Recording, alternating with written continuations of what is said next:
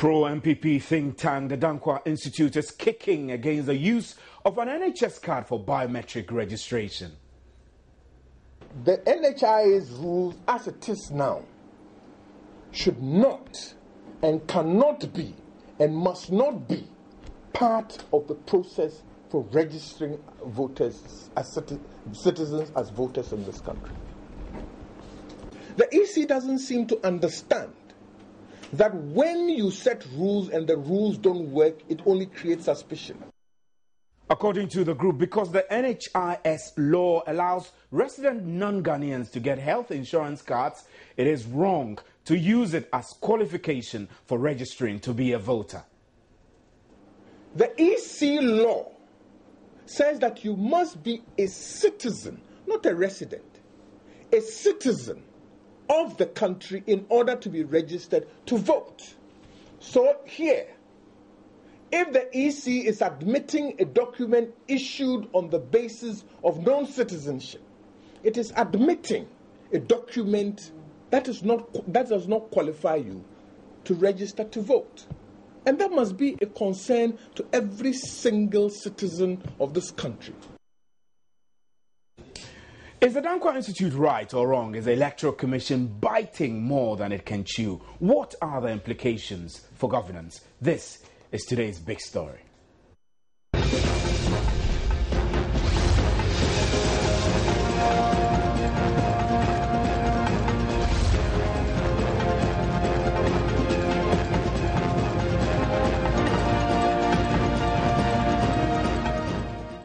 My name is Stephen Anti, and at a press conference to call for an audit of the current voters register, the Danquah Institute, said the use of NHIS cards as identity documents during biometric voter registration is wrong, as it could lead to non-Ghanaians putting their names on the register and being allowed to vote. Let's hear Boachi Ejako, who is a fellow at the Institute.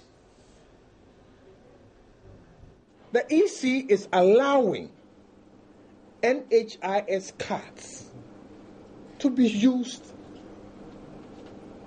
as qualifying material for registration. But guess what? The NHIS itself says that it will issue cards to aliens to obtain universal health coverage in relation to 1, persons resident in the country, 2, persons not resident in the country but who are on a visit to the country. They can qualify for NHIS cards.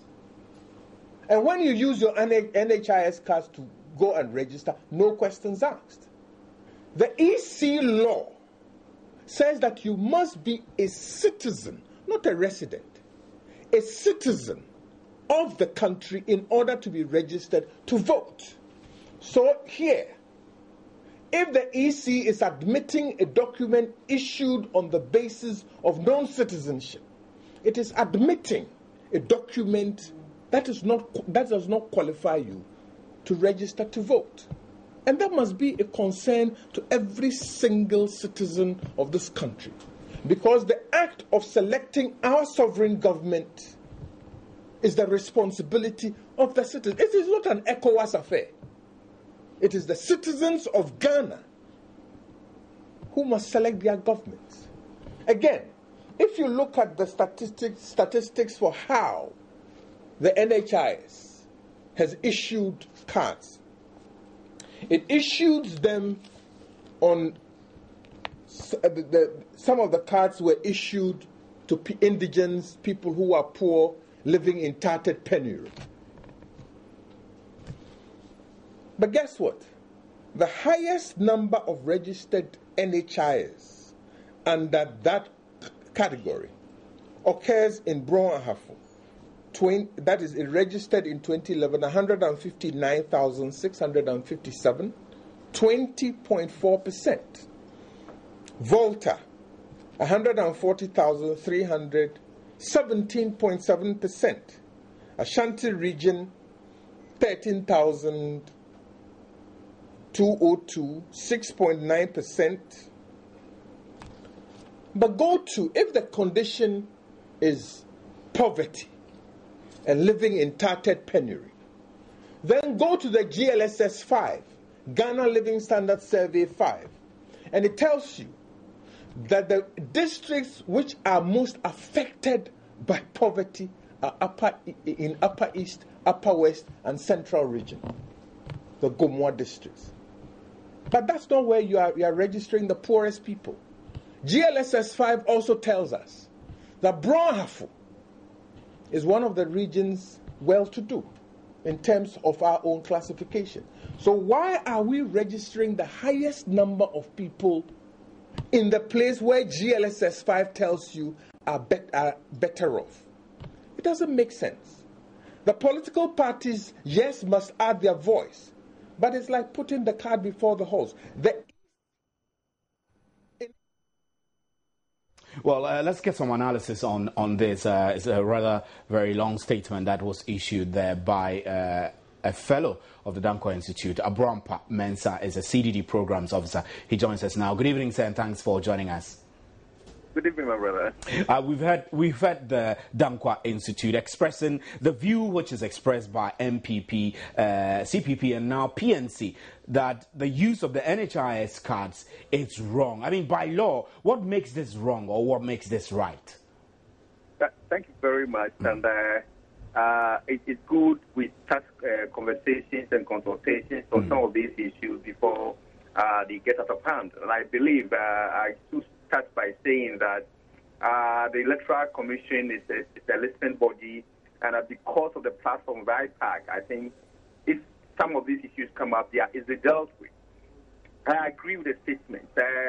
When some of these things came up earlier on in the before the 2012 registration, some of us were canvassing for a one-stop registration and a data center that could be used or tapped into facilitating some of these mini registration and verifications. And therefore, we are thinking that we could use the national identification system to have a one-stop registration. Don't forget, the NHIS, or the National Health Insurance Scheme, it's not something that we could use. And some of these issues have come up. The Electoral Commission clarified on the grounds that the way it does its registration system and the identification and registration of only Ghanaians does not make it feasible for them to join hands with other registration institutions to use their cards as identification for election purposes.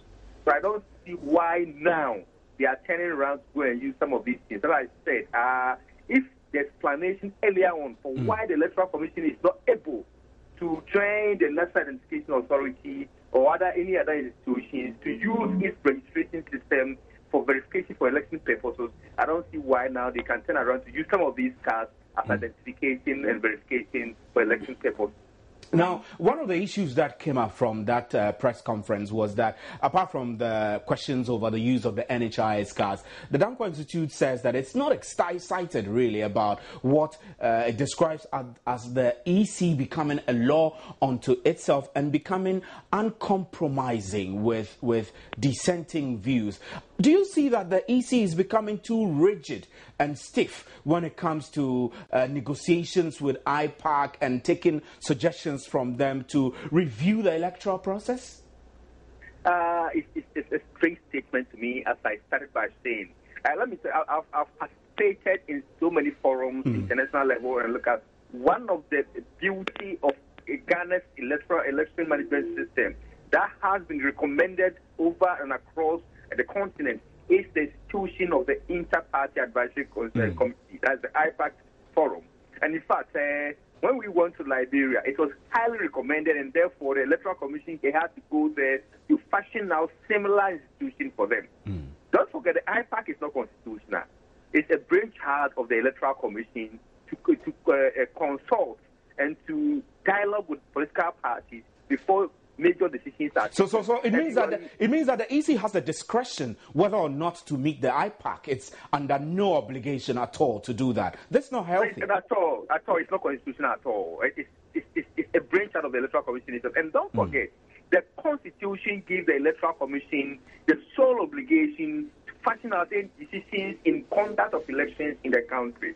But the Electoral Commission, being an open institution, fashion out the IPAC as a medium of consultation, discussions with the political parties before major decisions are taken. And in fact, over the years, the IPAC forum has been used to discuss and take major decisions on the electoral process. Don't forget the coming up of the biometric system into the system, verification into the system.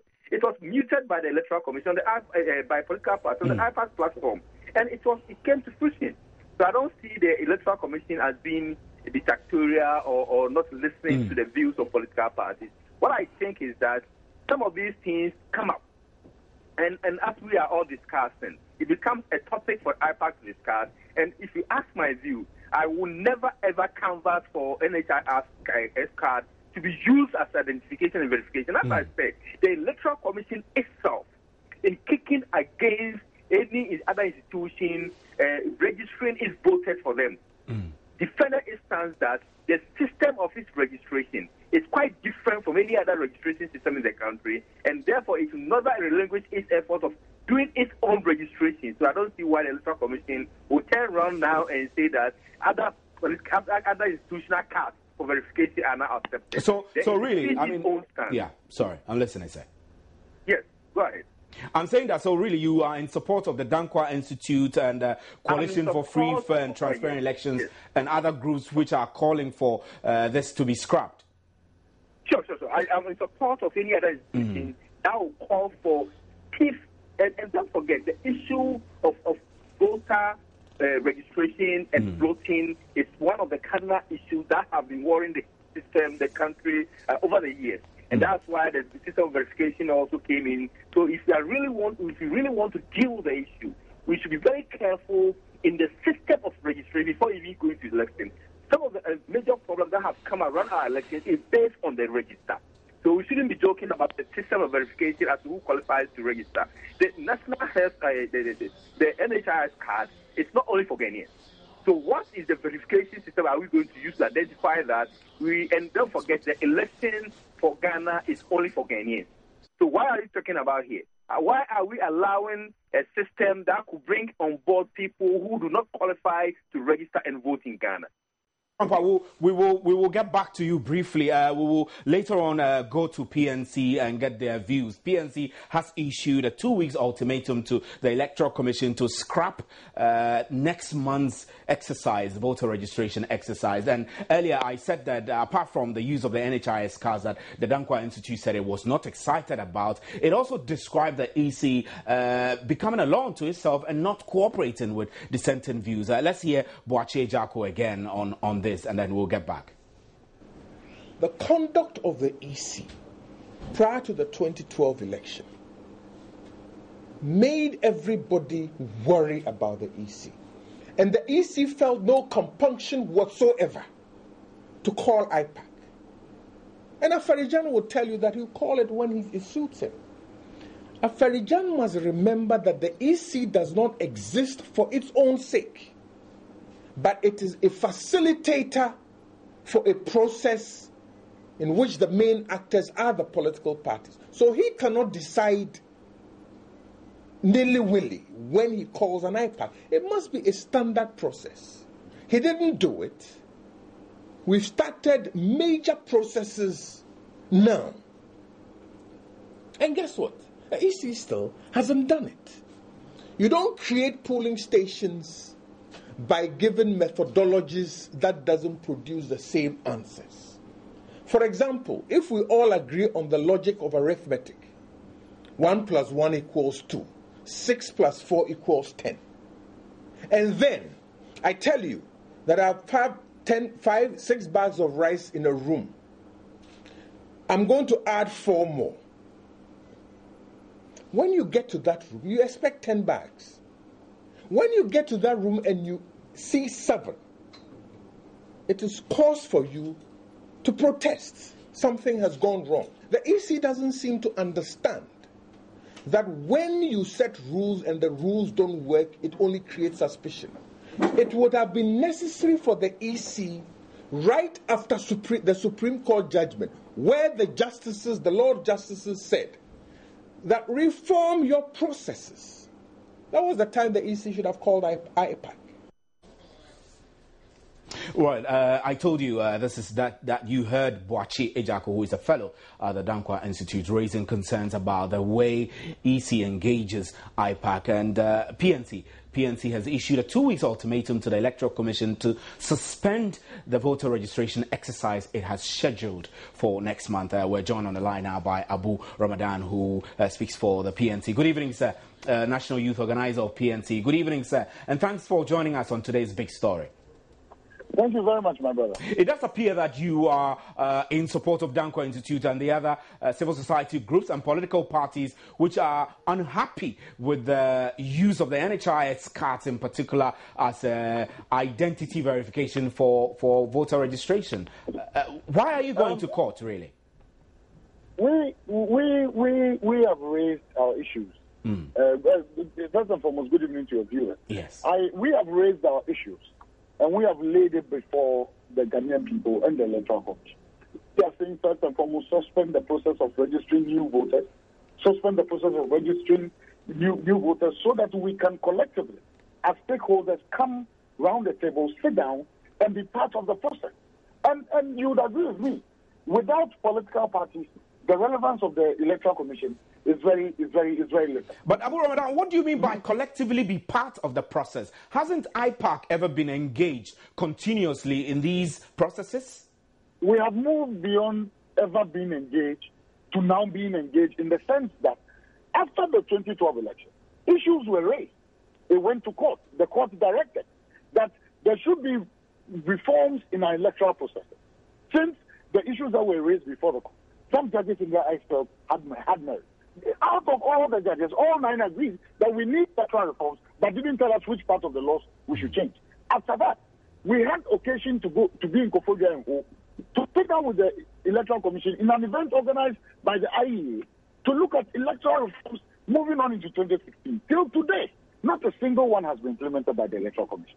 So the big question we ask ourselves is, what really has happened to that decision, that ruling of the Supreme Court, and what has happened to the opinion of the political parties in this country with effect to the fact that we need those changes to happen? And the Electoral Commission is going about its business as if it is everyday business as usual.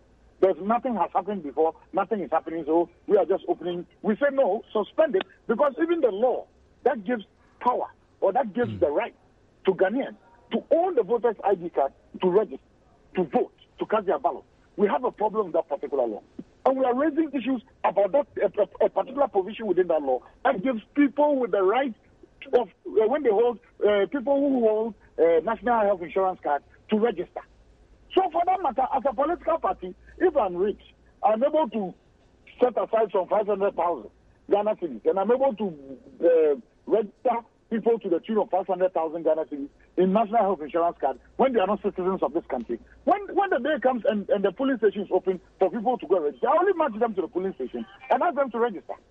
By so doing, are we not violating the very constitution of this country, which says Ghanaians are supposed to cast their ballot to elect their president? So tell me, have you engaged the Electoral Commission on these issues which you are expressing? I mean, for you to say that you're giving them 2 weeks to make a decision to suspend or postpone the exercise means that you've already exhausted the processes of discussions or deliberations. Have you done that? The essence of IPAC is to bring deliberations between the political parties, or a platform for the political parties to express their views and raise suggestions as to how Electoral Commission should go about it. But Electoral Commission, you see, there is one thing we should all identify. The Electoral Commission in the last 5-6 years has refused and deliberately doesn't want to call for an IPAC meeting for all of us to sit down. And now, till now, since after that resolution in terms of electoral reforms, till today, now, the Electoral Commission has refused entirely to call for a meeting until now, going ahead with its arrangement without thinking of calling political parties. What other venue would we have if we don't issue ultimatums out there to them? For them to know we are serious. We won't sit down and watch them to run their business as they've done before in the past. We'll sit and things must change. Are there other issues you're really demanding the EC, demanding from the EC, apart from just the fact that you don't want people with NHIS cards to go use it as an identity document to put their names on the voters register? What else do you want the Electoral Commission to do for you? Aside that, we've raised issues of the contract between the Electoral Commission and FPL. FPL lacks the credibility to move us into an election. Because if you look at the elections that have gone on all over Africa, where XPL has had a hand in,